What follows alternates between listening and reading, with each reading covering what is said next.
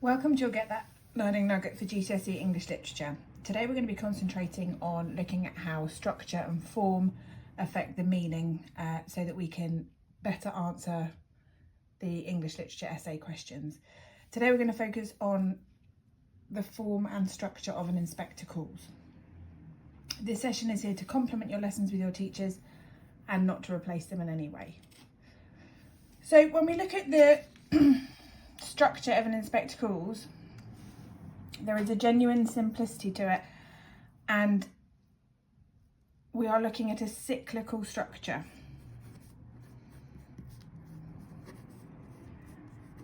Essentially what that means is that the play runs in a circle.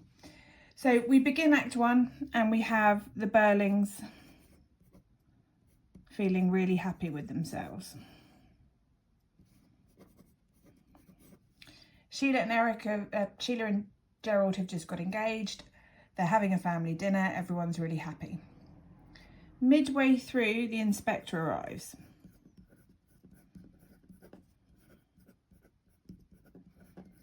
He begins to reveal all of their secrets. He begins to reveal how they have each affected Eva Smith.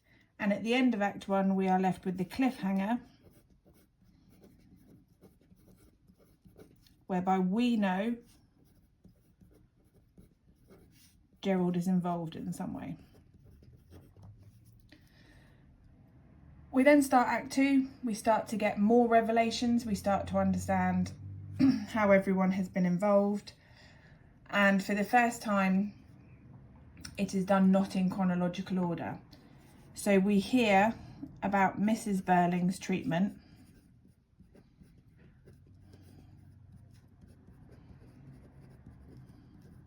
of a pregnant Eva,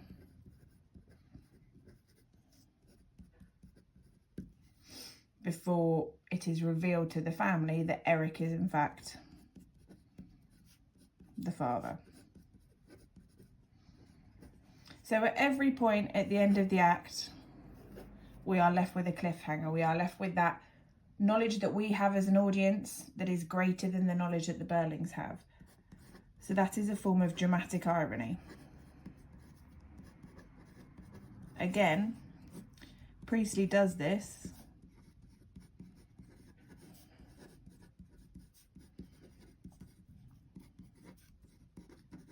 to show the ignorance of the Birlings.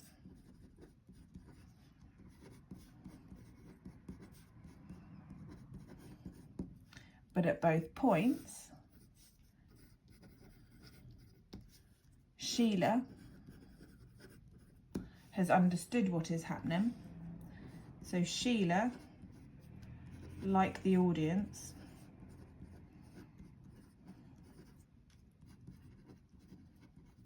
knows more and therefore represents change. So all the way through, Priestley is using the structure that he's created in order to further enforce his point, in order to further put across his message. At this point, when Sheila knows more than everyone else, she is being shown to change. She is being shown to move away from the Birling family's ideas and ideals and start to become essentially more socialist, more socially responsible.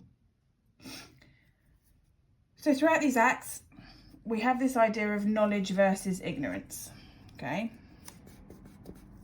So the inspector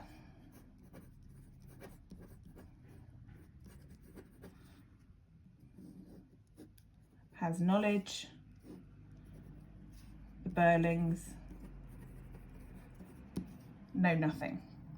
And the more and more it gets revealed, the more the audience knows as well, the more ignorant the Birlings look, and therefore Priestley is able to show that essentially his view is that capitalists are wrong, capitalists are a problem, and the socialists, and he is including the audience in this because he wants to get the message across to the audience, are socialists, and therefore better people know more, understand the world more. Now the reason I've drawn it like this is because at this point the Birlings realise the inspector wasn't real.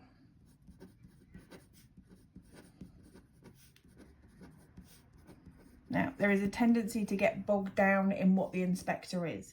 Is it a ghost? Is it a spirit? Is it a time traveller? No, it doesn't matter.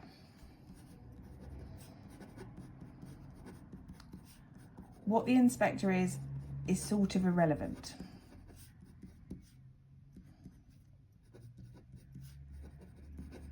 Because the more you get bogged down in trying to figure out what he is, the less you actually focus on the message that he's giving. So the easiest way to think about it is that the inspector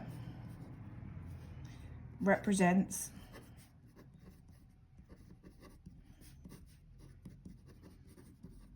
or embodies socialist ideals, okay? And therefore Priestley's ideals. If you refer to him in that way all the time, you will never get bogged down in what happens at the end of the play. So the Birlings realise that the inspector is not a real police inspector.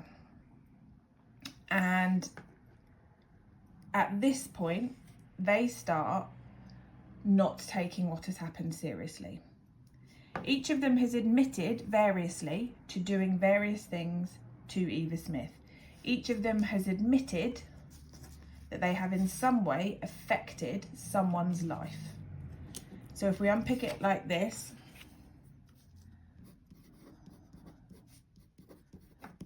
Birling fired her for asking for more money.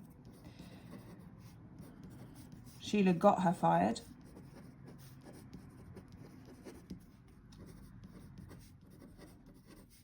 Gerald began a relationship with her and then abandoned her.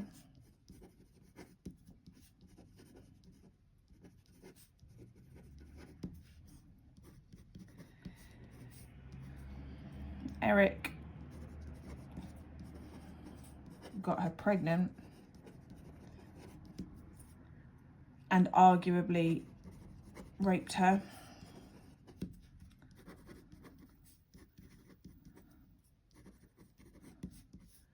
Mrs. Birling refused to help a desperate pregnant woman.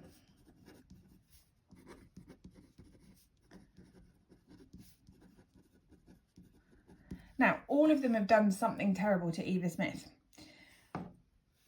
And by about midway through Act 3, all of them are starting to feel guilty, apart from Mrs. Birling. However, when it becomes clear that Eva Smith, or certainly the inspector, is not real, both Mr. Birling, Mrs. Birling, and Gerald stop feeling any sense of responsibility.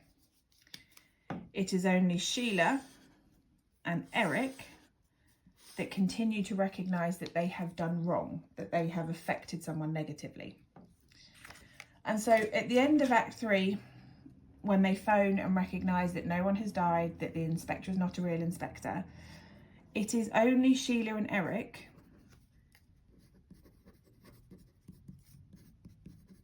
who still feel responsible. Everyone else has decided that it doesn't matter. And this is why the play runs in a circle. Because Priestley is telling us that if we do not change,